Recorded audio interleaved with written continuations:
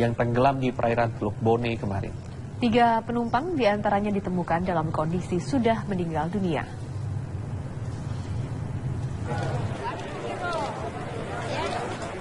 Upaya pencarian penumpang kapal motor Marina Express di Teluk Bone, Sulawesi Selatan membuahkan hasil. Tim SAR yang dibantu sejumlah nelayan berhasil menemukan dan mengevakuasi 34 penumpang yang tenggelam. 30 penumpang dievakuasi ke daerah Kolaka. 3 penumpang diantaranya ditemukan sudah dalam kondisi tak bernyawa. 3 korban tewas adalah Firdaus, Mutmainah yang masih balita, dan seorang korban lain berjenis kelamin perempuan yang belum berhasil diidentifikasi. 30 orang selamat, kemudian 3 dinyatakan meninggal. Sudah ada di rumah sakit. Nanti tinggal menunggu bagaimana proses untuk dibawa ke sini atau bagaimananya. Itu masih menunggu. Itu sudah dipastikan. Sementara 4 penumpang lainnya yang ditemukan nelayan asal Bone dievakuasi ke Pelabuhan Siwa, Kabupaten Wajo, Sulawesi Selatan. Hingga kini pencarian korban kapal motor Marina Baru masih dilanjutkan namun terkendala buruknya cuaca. Jadi hari ini kita turunkan kekuatan yang cukup besar, ya.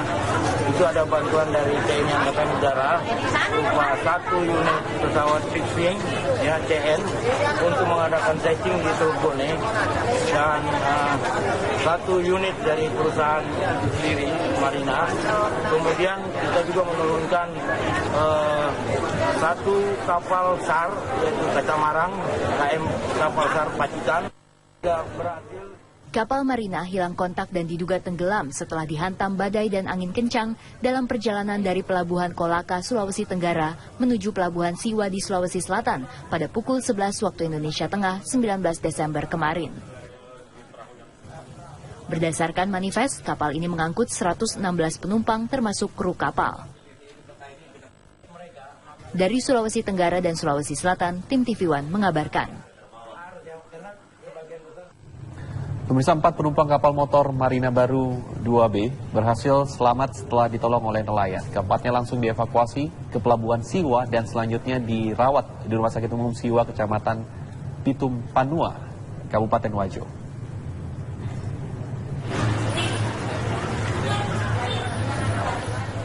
4 penumpang kapal motor Marina Baru yang ditemukan selamat adalah Berta yang berusia 62 tahun, Musakar 40 tahun, Abdullah 22 tahun, dan seorang bocah berusia 4 tahun, Rafli. Setelah dirawat di Rumah Sakit Umum Daerah Siwa, kondisi keempatnya mulai membaik. Salah satu korban, Musakar, mengatakan kapal mereka tenggelam setelah dihantam ombak besar dan angin kencang. Cuaca buruk membuat sekoci tidak berfungsi dan terbalik dihempas ombak. Semua pakai lampu saja. Begitu di dalam penuh, penumpang semuanya ke atas. Itu kapal tenggelam miring, baru penumpang semua lompat. Psikosnya sempat diturunkan, Pak? Yang karet itu ya, diturunkan, tapi dia tenggelam, tak balik kan. Keempat korban tersebut diselamatkan oleh Amiruddin, seorang nelayan asal Bone, Kabupaten Luwu, sekitar pukul 2 dini hari. Keempatnya lompat ke laut setelah kapal yang mereka tumpangi dari Kolaka menuju Pelabuhan Siwa tenggelam dihantam ombak. 4 orang. Pakai pelampung, Pak? Pakai pelampung. Kemudian Bapak tidak lihat korban lain? Tidak lihat yang lain, karena kencang sekali, 3 meter lebih. Sekitar jam berapa itu? Sekitar jam 2. 2 subuh ya? Yes. Saat dievakuasi, kondisi keempat korban kapal tenggelam tersebut lemas dan langsung dibawa ke Rumah Sakit Umum Daerah Siwa. Dari Sulawesi Selatan, Puang Hendra Sutomo, TV One mengabarkan.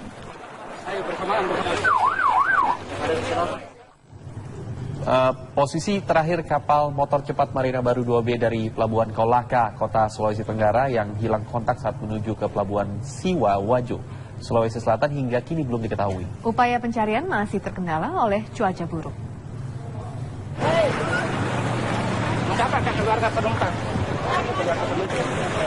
Kapal motor Marina Baru 2B jenis fiber cepat di daerah Teluk Bone mengalami mati mesin dan hilang kontak. KM Marina Baru 2B tersebut kehilangan kontak pada posisi sekitar 14 mil laut dari Pelabuhan Siwa. Saat kejadian, kapal yang memiliki kapasitas angkut sebanyak 100 penumpang itu telah membawa 91 orang dewasa, 5 anak-anak, 14 balita, dan 10 awak kapal.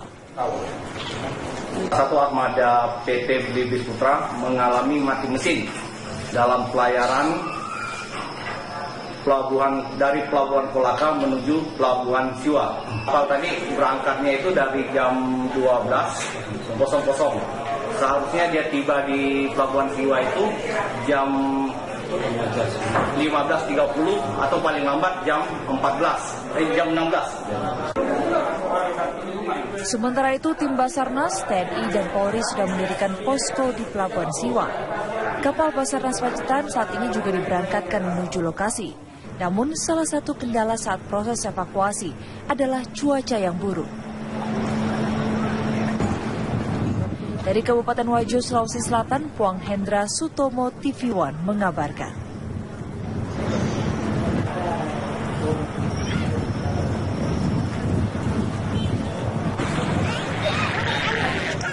Kita beralih ke kabar selanjutnya. Di Sucipto, Yogyakarta pagi tadi, pilot dan co-pilot pesawat diduga meninggal dunia. Kecelakaan terjadi sekitar pukul 9.45 pagi tadi. Menurut keterangan BPBD Yogyakarta, pesawat jatuh masih di area bandara. Inilah pesawat tersebut, dan memang pesawat ini berisi 2 awak pesawat, yaitu pilot dan co-pilot, Letkol Penerbang Marda Sarjono dan Kapten Penerbang Dwi Cahyadi.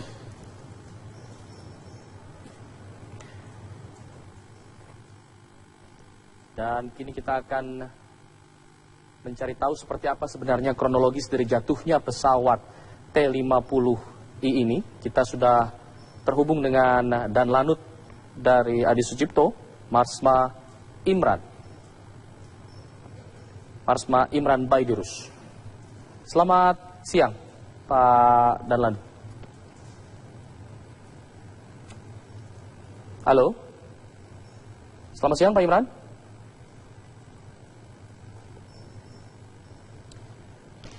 Baik, kita mengalami sedikit kendala komunikasi.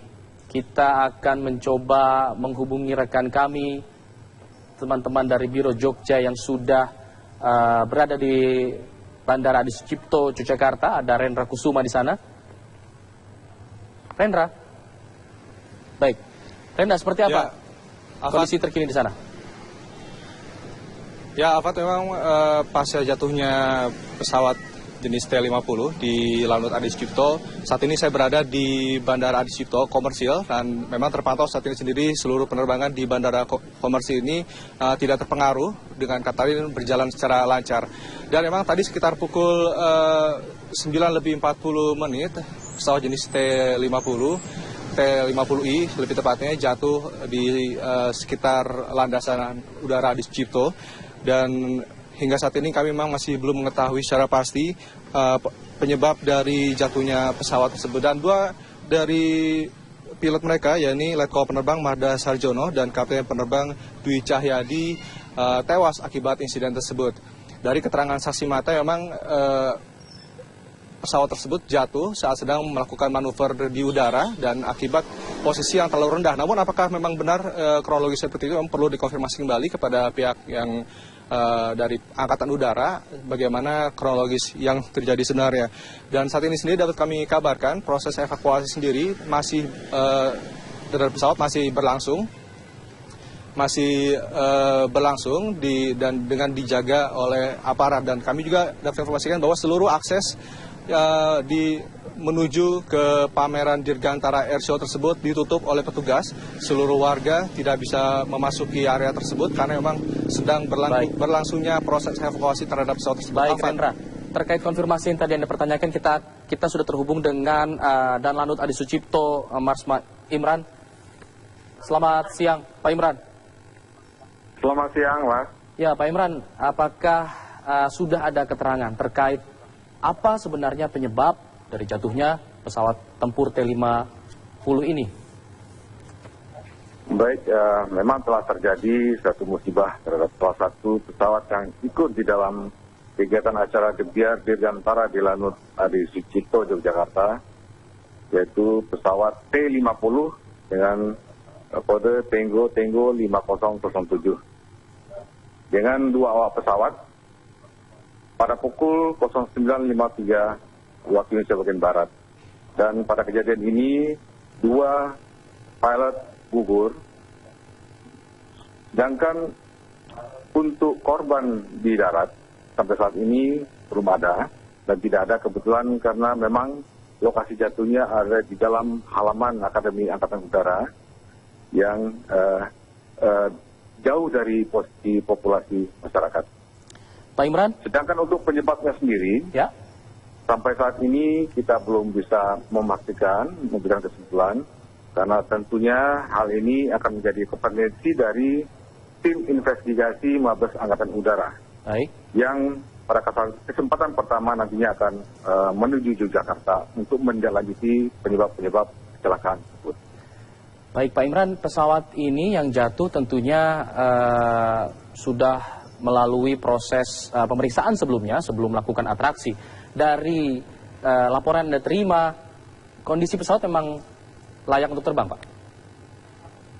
Baik, kondisi pesawat maupun 2 awak pesawat itu dalam kondisi layak untuk terbang.